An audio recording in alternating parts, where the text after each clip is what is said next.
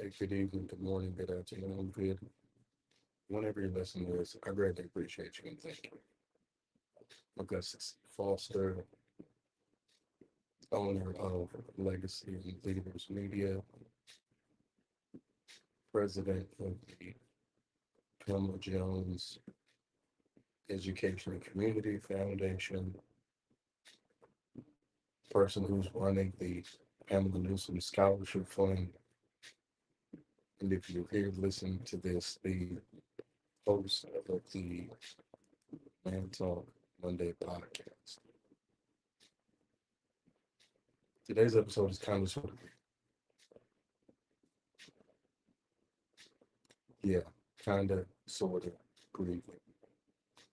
I gave you all of those titles and all of those things, and I'm currently actively doing outside of being a dad, outside of soon being a soon to be husband, outside of being a survivor of divorce, outside of being a support system, outside of a number of things.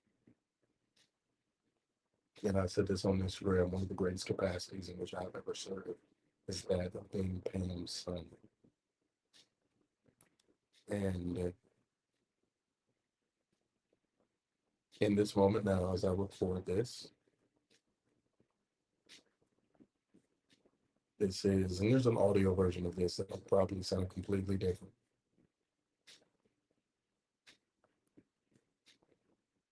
This is this is going to be very cathartic for me. It's going to be very therapeutic and assist with some things that just some lives that I have no right now. So today is, if you're listening, it's unsure what day you're listening to this, but today is Friday, April 25th.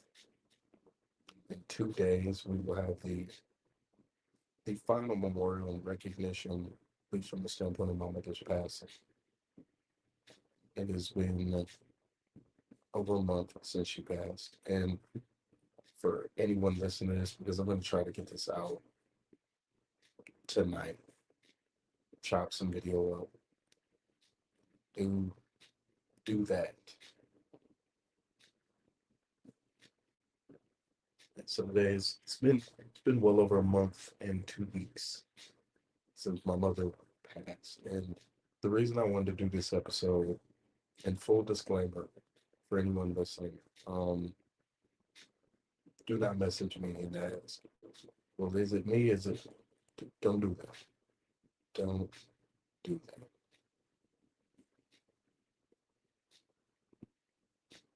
A lot of family. A hit dog gonna holler. That's how I work this. But today's episode is grieving, sort of grieving. And of course, everyone at this point knows if you're a first time listener to the audio version or to the video version, it's going to go on YouTube. That's why you just see the man talk overlay. You don't see my face or expressions. This is your first time listening. Last month, my mother passed away, and March was the longest month of my life. And since my mother has passed, I have learned that grieving for grieving for not just myself, but grieving for a lot of other men, I have learned is completely different than what it is for women. Again, full disclaimer, this is not an indictment of women. This is not saying that women do not go through. This is not saying that it is tough for you. What I am saying is the experience of grief, the experience of loss, the experience of not having that feeling of emptiness is very different for every individual. However, people commonly say people grieve in their own way and in their own time. And I have learned very much so this month and since my mother's passed that the timeline and the allowance for grievance when it comes to men is very different. We were in Toledo, Ohio, where my mother was raised. And while we were in Toledo, was blessed to have a conversation with a relative who I don't we don't get a lot of FaceTime. Sadly, a lot of times we're able to engage or connect or in moments of loss.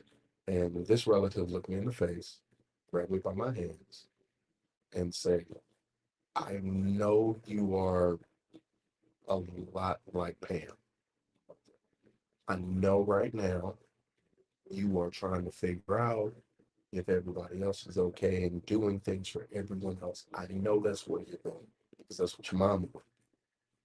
But what I need you to do is not do that.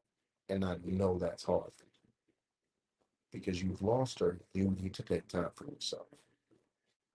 You won't say you're strong. We know it, but take time for yourself.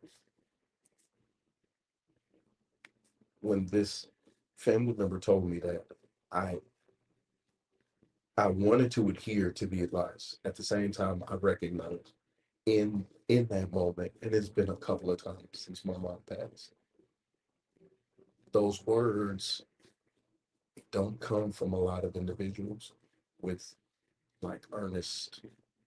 With them, I knew it was earnest. And it was real. I could see in their face pain for me.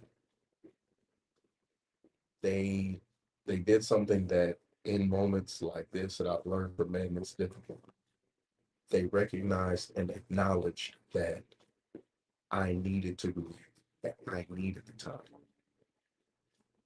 One of the things that I've come to learn in the loss of my mother is men truly are allowed. We have to have an allowance to grieve for loss, whether it's loss of a job, loss of family, loss of a relationship, loss of a loved one.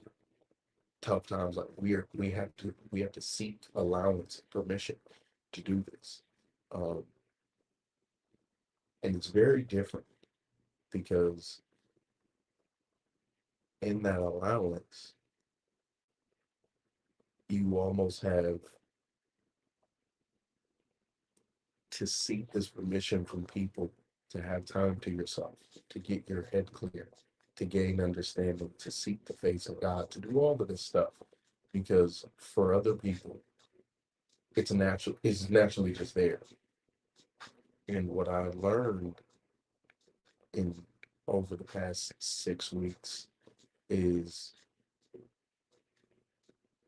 I've been somewhat permitted to grieve. I've been somewhat allowed to grieve. Even sitting here right now, I recall being with my first wife and we experienced a miscarriage. And it was at that time in my life, it was one of the hardest times in my life. I remember talking with a good brother of mine, Brother Kelly Philly, Miscarriage Dad podcast. Kelly's an awesome brother who I like speaking with. I remember telling him, and he said, what was the experience like? And I explained to him. And to this day, one of the hardest moments mentally for my life was being there at the hospital, trying to console my then wife as they did this DNC, and remembering, like, just not just trying to console her, be there for her, because I didn't know how to handle it. 'Cause it was a loss. It was a loss of a child that we had high expectations for. We had names picked out. We were planning it. We had, and I will never forget in going through that miscarriage, calling family, from my mother to my father, to my grandmother to my then in-laws. And I remember we didn't have a lot of visitors. But I remember her parents came. And I remember kind of like her mom kind of like shake my hand and slide and go and consult her dad, shake my hand, it's gonna be all right, man, and go and consult her. I remember my pastor at the time, the man who married us, he came in, hey man, it's gonna be all right. He went and consulted her. I remember there was this wraparound for her. There was this support for her. And there was this love on her and all of these people who just they insulated her with love. My mother had experienced miscarriage, so she was able to insulate and wrap around with her, not with empathy, but with sympathy, because it was a lived experience for me. And I vividly remember those times. And I'm always reminded, even when my mother passed, in the moment of, I can't be hurt for that long because who's going to be there?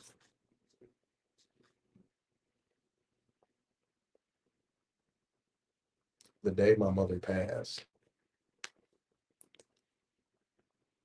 when I returned to the house, my father, it was rough for family. And he wasn't in a position to call or to check in on anyone or let people know. And I didn't want them to find out through social media. And he said, call your sister. And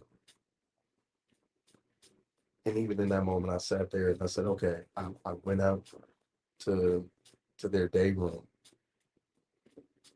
I quite literally sucked it up. I wiped my face. I took a deep breath, and I made about 17 phone calls. Because even in that moment where I probably should have taken a breather and not called anyone and not did anything, I recognized that's not in me. It's not really in me to grieve. Like, I sat there and I called family who cried and sobbed on the phone. Nieces, nephews, cousins, co-workers, people who were like sisters to my mother for 30 plus years, the most of my life. And these people are bawling. They are they are in a wreck. And on the phone, I'm very supportive. And I didn't have like a stoic disposition, but it was just, I knew in that moment I had to be there for them. And even now I'm sitting there and quite honestly, what the hell was I doing?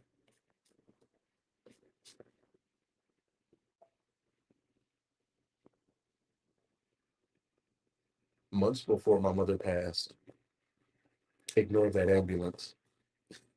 Months before my mother passed, I remember visiting because I would visit my parents a lot, because I knew. And months before she passed, I remember going there, and it was just her and I. We were just up, like when I would be younger, me and her would sit up. She would joke and like make hamburger stuff.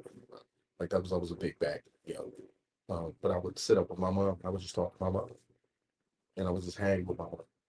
And for the past 3 years, I took a job with my current employer, so I had the benefit of being able to go and see her with regular and take her places and send her and my father places.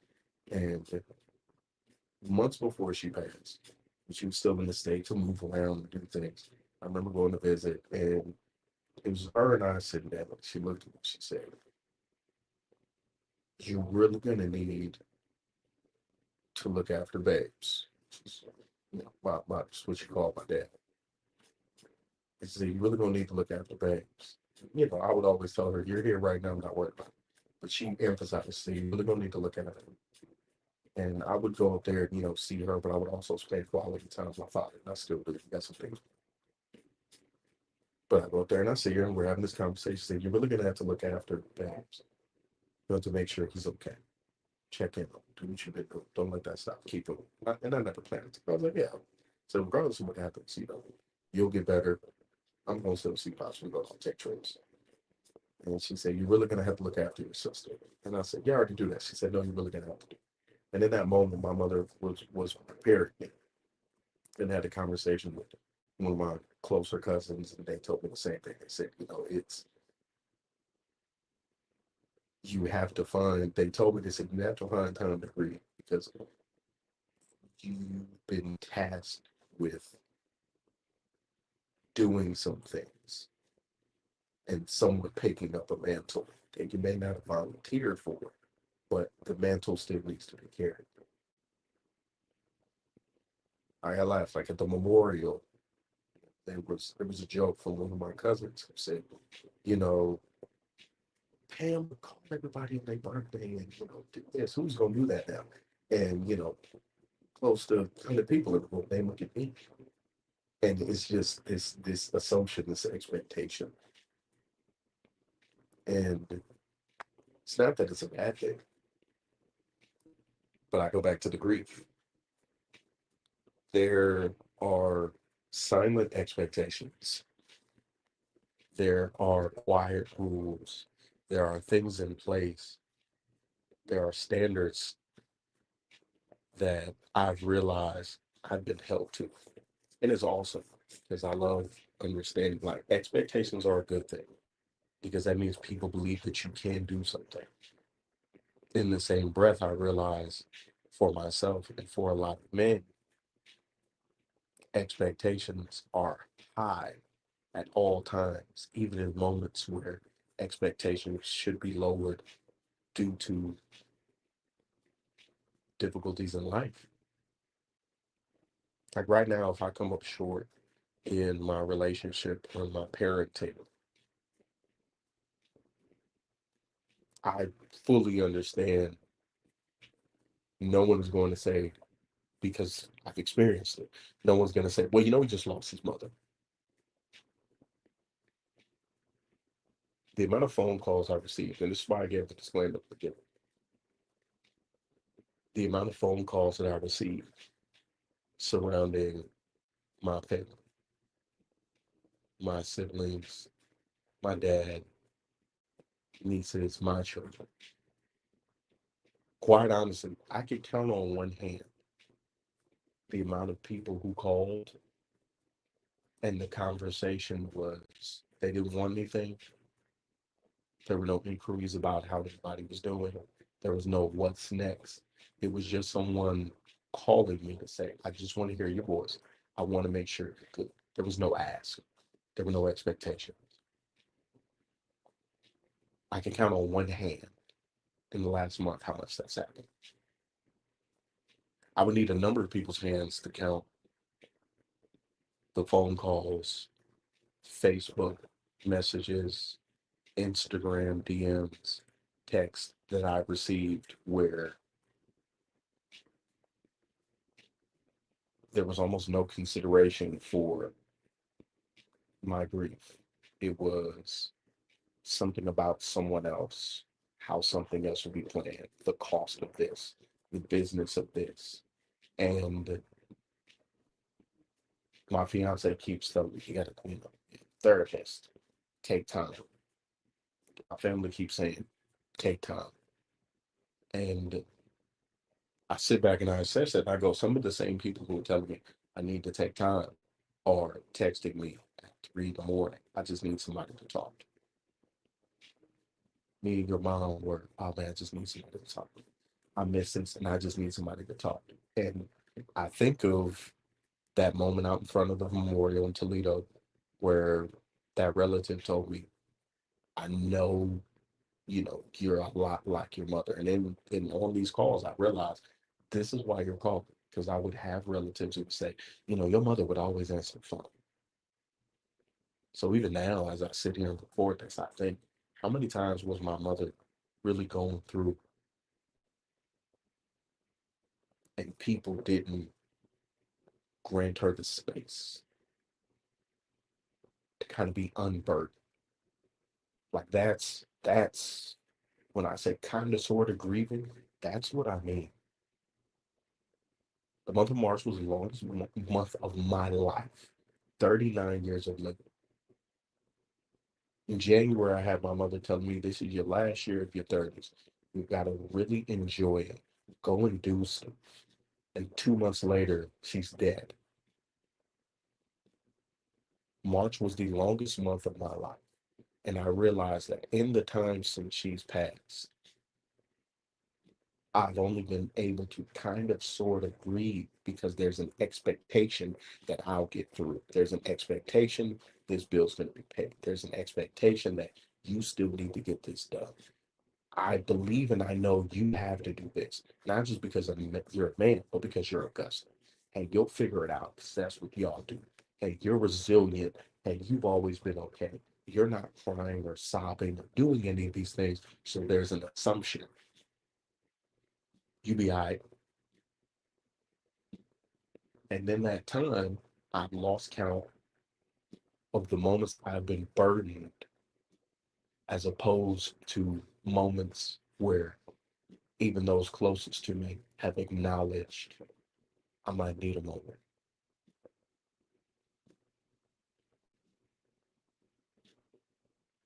Unfortunately, this still isn't that moment. Tomorrow, I'll get phone calls, texts. Sunday, I'll need to be there in support of others. And I'll have support for me, but in all reality, I understand how to navigate this. Since my mother passed, I've heard 100 people tell me that they're strong, tell me that they have to be strong. A lot of women in my family tell me that they have to be strong. And again, that's why I put the disclaimer at the beginning of this. Strong people don't have to say they're strong. You just are. When I hear relatives telling me, I've got to be strong, I've got to push through, it reminds me of those moments where are you telling me or are you telling yourself? So I have all of these people who are around me who are saying, man, I'm just trying to be strong. And I realize that somewhere in this conversation, they are about to tell me their issues. They're about to lay some of their burden. They're about to release some emotions. They're about to cry on the phone. They're about to cry on FaceTime. They're going to text me the issue. Tell me their kid is spiraling. Tell me it's been a rough day. And in all of those moments,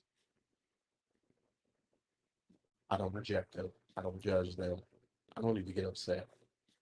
I just sit there and I listen and I provide the support that I can because that's what my mother would do. And unfortunately, it's a blessing and quite literally a burden. So this is part one of grieving kind of sort of. At some point, I'm gonna take time for myself. It won't be today because I have things to do. But I would say if you know someone, specifically a man, who's experiencing loss, who's going through a tough time, sure, at some point he'll be okay. And you can ask him 1,000 times and he'll say, I'm all right. In all reality, just give him a little bit of space.